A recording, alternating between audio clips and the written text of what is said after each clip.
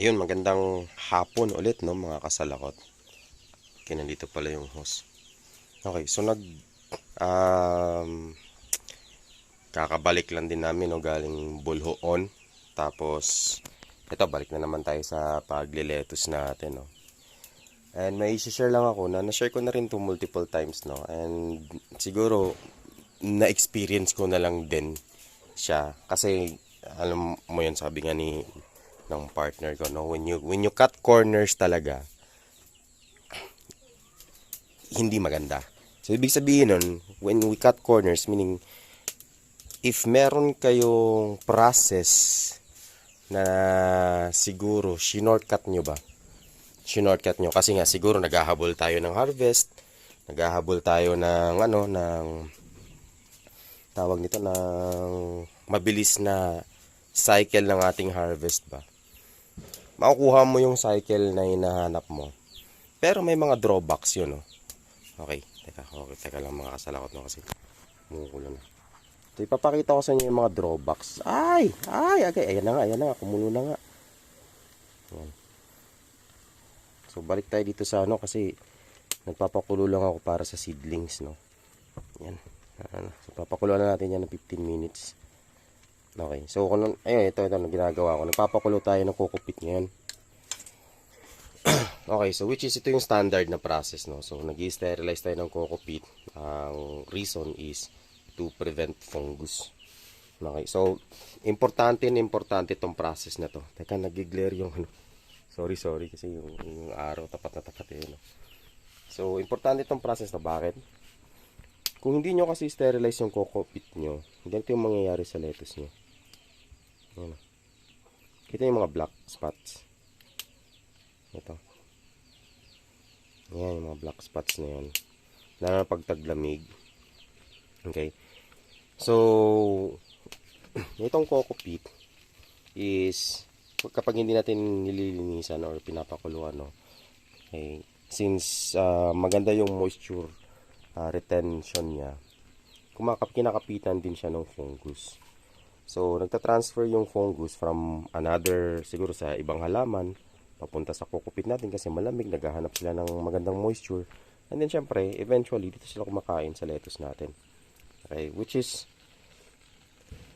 natatanggal nyo naman siya kasi usually sa lower part lang naman siya. Pero sayang din yung mga dahon, no? So, magandang standard pa rin po talaga na i-sterilize yung coco peat. So, there are two ways naman to sterilize the coco peat. Itong boiling, okay, 15 minutes boiling. Ayan, okay. Yan na nga. Yan na muna natin siyang kumulo dyan muna, no. And next is, ibabad natin siya sa hydrogen peroxide. So, pili lang kayo ng method, no. Itong boiling naman, mas gusto ko siya. Though, mas labor siya, no. Kasi magpapakulo ka nga. Pawis na nga ako. Mainit pa yung apoy. Gusto ko yung texture kasi ng coco peat kapag napakuluan siya. Okay, at feeling ko mas malinis siya. At hindi siya ganun katagal gawin. Kasi, papakulo ka, palamigin mo lang dito, then okay na, pwede nang gamitin yan. For hydrogen peroxide kasi, bababad mo siya ng at least 5 hours. For me, ino-overnight ko siya. Okay? Bago ko siya gagamitin. Okay. So, ipopause ko lang muna kasi i-ahon ko lang yan. Kasi kanina pa kumukulo yan. Pause ko lang. Yan, so medyo nabawasan ko na, no? Bawasan pa natin yan. Yan, tapos yan na natin ito muna. Ayan. Diba? Napakuluan na natin siya. Kasi yan na natin mag-drip yan. Then, natin dyan. Kaunin muna natin lahat to. So, yan yung yan yung tawag nito, kagandahan dito, no. So, kung ayaw nyo magaganon yung lettuce nyo, gawin nyo to lagi. Huwag nyo itong skip. Okay. So, for the sake of experiment lang din talaga, tsaka gusto ko lang din patunayan. May mga cycles kasi ako na hindi ko siya in-sterilize. Nag-work ba siya? Nag-work din. Pero hindi siya ganun kaganda. Due to, yun nga, may mga dahon, maraming dahon na masasayang kasi ititrim nyo siya. Tatanggalin nyo siya. Plus, ang pangit, ang isa pang nakita kong ano, ang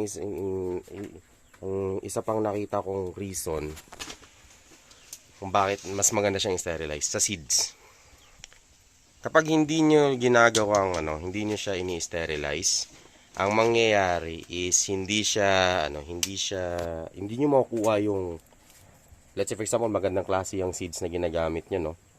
Hindi nyo makukuha yung high germination rate kapag hindi nyo siya ini-sterilize. So, marami kayong seeds na hindi mag-germinate. So, at hindi pantay-pantay yung tubo nila, promise. Kapag hindi nyo siya pinapakuluan. Okay. So, ngayon kasi naglinis kami ng aming grow area. Lagyan mo pa, Labs. Siguro mga himabaw. Ayan. Ayan, okay na. Mga 3 scoop lang ba? Kasi mo lang siyang kumulo na kumulo. Then scoop natin ulit. Mga 15 minutes na. Kuluan. Ayan, pakita ko sa inyo yung yung nilinisan namin. So, ayan. Umusok-usok pa yan. Yung gagamitin natin sa seedlings later. Tapos ito pa yung isang sako. So, dito na lang namin ginawa, no? Kasi,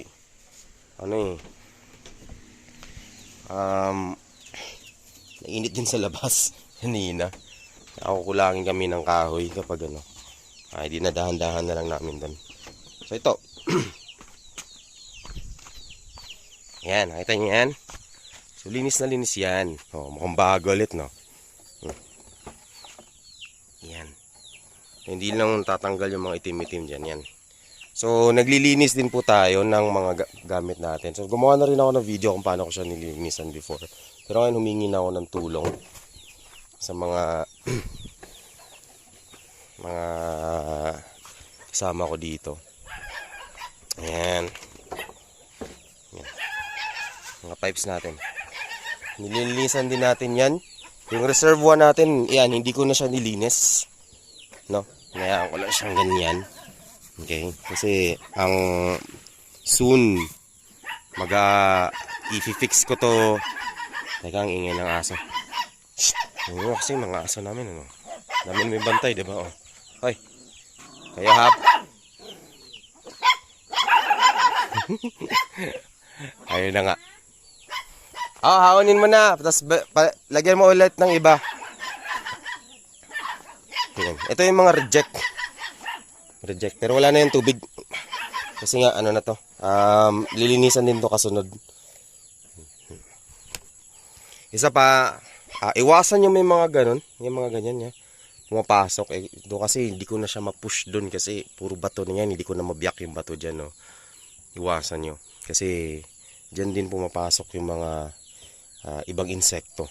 So galing sa mga halaman, magta-transfer doon sa mga lettuce natin. No? Ito mga to, reject na to. Bakit? Kinagatan na yan ng mga mga caterpillars tsaka mga So pang consumption na lang to namin. Kaya ito. Kita nyo yan? Yan yung sinasabi ko kapag hindi nyo siya ini-sterilize. Ayan. Ito malala. Ito naipit lang to. Pero meron pa rin spots. Ayan. So always sterilize. So standard. Okay. So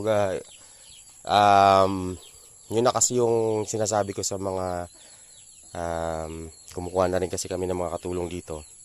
Diba? Ang dumi oh. Ayan. Palinisan na namin yan. Tulad nun.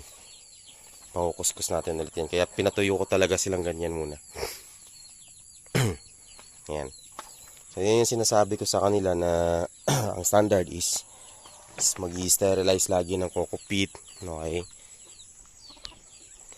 And then saka magsiseedlings. Then the rest is the same. So 1 year na rin tong greenhouse natin. Pero iba-iba tong yan. Update ko lang ngayon, 1 year na rin. Marami na rin tayong natutunan dito. Tsaka na-share, baga. Ang dumi na po ng natin kasi yun, namunga na naman sila. Mababa dun. So, in the future is i-renovate ko na to lahat. Gagawin ko na siyang proper greenhouse. Papatanggal natin to. Okay. At kasi, sinishare ko to guys kasi yung greenhouse nga dun sa baba. Malapit sa city. Mas doon ako magpo-focus. At yung greenhouse dito is pababantayan ko na lang sa iba. May tinitrain na ako. Sa iba ng kalabasa. Tingnan mo yung grow. Tingnan yung dating ano ko, seedling area.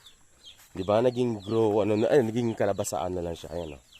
Meron tayong kalabasa diyan, meron pa tayong kalabasa doon. Ayan oh. Ayan. May kalabasa pa doon oh. Kalabasa. Ayan. So kung kalabasa lang hanap niyo, meron din kami dito. Ayan, kami lang din nagtanim yan. Ayan. Yan lang, para lang meron kami kan. Yung itlog nito sana kakainin namin. Wala na, naging sisiw na eh. So ayan yung greenhouse natin, no. Yan yung update. And still strong, no. Malakas pa rin ang demand natin, guys, kahit ganyan yan. Kahit maliit lang yan, kaya nag-upgrade tayo. Okay, hindi na namin kaya yung supply dito sa area namin. Kaya nagdagdag kami. So, itong bed na to hindi ko nagagamit. Bakit? Kasi yung mga styro namin, okay, instead of time na namin, yun na yung ginagamit namin pang delivery. Okay, wala kasing maganda kasi gamitin yung styro na to. Dito namin nilalapag lahat ng mga lettuce, and aesthetic siya tingnan. Okay? And appealing. So, for me, importante yung maganda tingnan kasi nakakainganyo sa mga customers. Okay, so ayun na muna, guys, no, yun yung sinishare ko sa inyo, mga kasalakot. Napaka-importanteng mag-sterilize lagi ng coco peat. Kung sa tingin nyo ay okay lang hindi mag-sterilize ng coco peat, sige, try nyo at malalaman nyo yung difference. Sa tubo wala masyadong difference,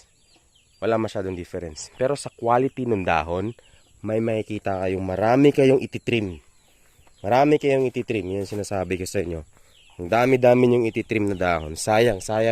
And usually para na dahon na ititrim nyo, yung pa yung makakapal. Yung pa yung magaganda. Okay. Yan. So, thank you so much.